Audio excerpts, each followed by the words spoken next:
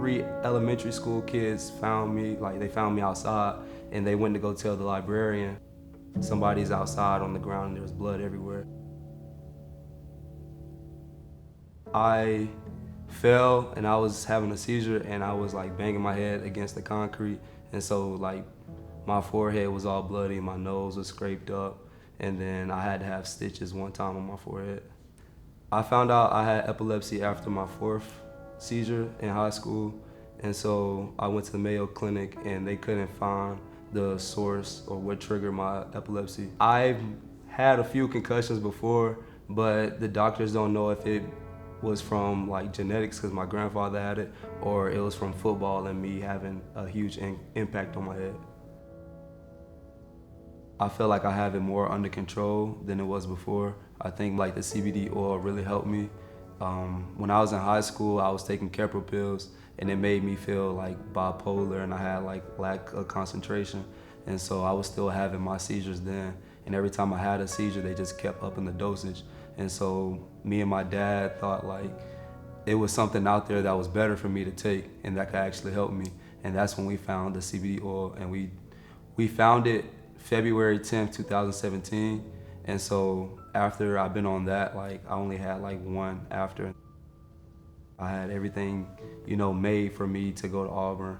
I had my senior day pictures in Auburn outfits and everything. And so that was my dream school. And so 2 weeks before graduation, they called my dad and I was in school. And he didn't tell me until I got home, but he told me when I got home that I couldn't come no more because of my epilepsy. And so the NCAA called him and said that I wouldn't be able to play D1 football no more because of drug testing and everything. And so at that point, I kind of just gave up on football because that was my dream. And my dream school told me I couldn't come because of my medical condition. They kept doing tests because they wanted to see what was the levels for the NCAA requirements and what I would be, putting out on a drug test. And my limit, my drug test results wasn't to their standard on the drug test for the NCAA. And so I would have been able to actually pass a drug test if they would have let me actually take one. And so they didn't want to take that risk on me. And so my doctor said hey, that he can pass. There's nothing for him to worry about. And so I have those papers and everything. Part of the recruiting process is getting to know them as a family, knowing their background, try to find out what their history of injuries is, and that was part of the story that was very intriguing. Now you start to do the family background, do the academic background, do the medical background, and the first thing that comes out is with the Ole Miss coaches, they informed us of his epilepsy background, and the dad, his dad was very open about the history of it and what causes it, and what the procedure was and how much football he missed. We're very comfortable with his moving forward with how he was responding to his treatments and everything, that there were no more seizures happening, and so we were comfortable with him trying to continue to recruit him to come to Arkansas State at that time where I was at.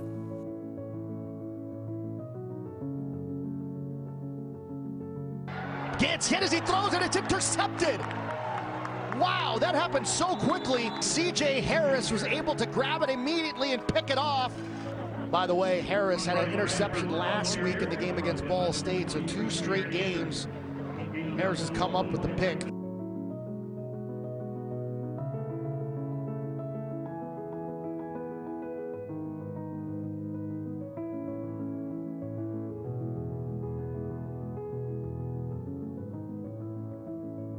It affected my mental health, being so far away from home that I didn't have my family or anybody that I knew close by. So when I first moved to Arkansas, my family was 8 hours away and I didn't have nobody close, so it just felt like I was there alone. And when I came here, it was the same way, and it was just further away from home. And so the toughest part was not being able to see my daughter like I usually do, because at Arkansas State, I was 3 hours away. I'll see her every other weekend, but now it's just, I go from now seeing her twice you know, every semester and everything like that. So he was initially, before I arrived here on campus, he was actually looking to leave. Things have a funny way of working out. You know, when I found out he was here and I had accepted the job here as a defense coordinator, my first phone call was to get him back out of the transfer portal. You know, obviously is a great person, a very giving person, and coupled with his athletic ability, he was a no-brainer to try and keep him here at Kent State and rekindle our relationship and have hopefully a lifelong relationship with it. I truly believe that I found my second family here. It's like a home away from home for me.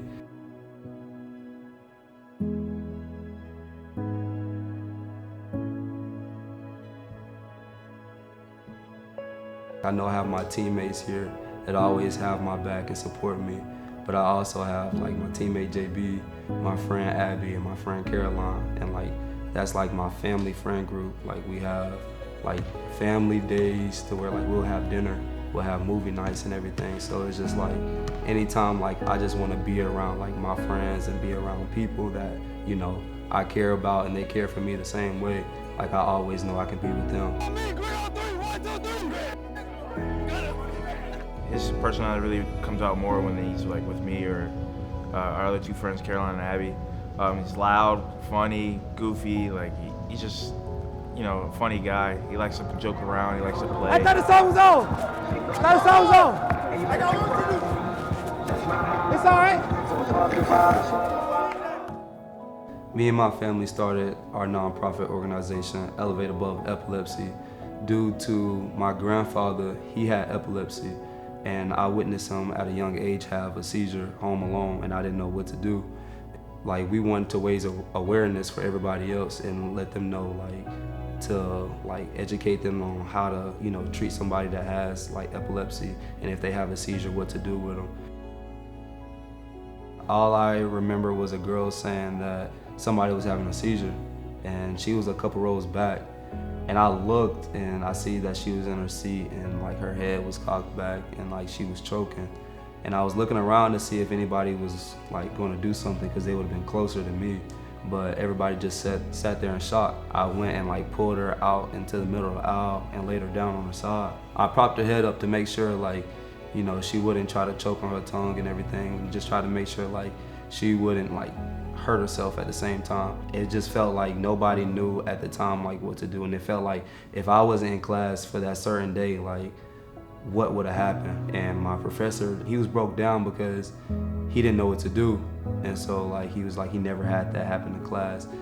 If somebody's down, like if somebody's going through something, you just try to make sure they're good. A couple weeks ago, my coach died, and he was there for me through the whole thing, and you know, he was there for me when he told me to go home, go see my coach's family. Like he was there for me by taking me to the airport, picking me up from the airport. He was there for me when I was, you know, going through it a little bit emotionally. So like, he's been there for me, you know, just as a friend, and it's just, you know, it's something beautiful to see, just, you know, us connecting as friends and us being, you know, closer and, you know, just growing together. After college, I will always wanted to try to go to the NFL if I'm, you know, able to. But if not, I always wanted to be a vet. That's always been my dream. I always love animals. I got a dog here. It's not just about me anymore. Like I have my little one depending on me. And so like when I practice, when I work out, like in a game, like that's the only thing that goes through my head. Like I'm doing this for her. Like nobody's gonna stop me from getting to where I need to go because I have to take care of my daughter. I have to make sure she's in the right spot.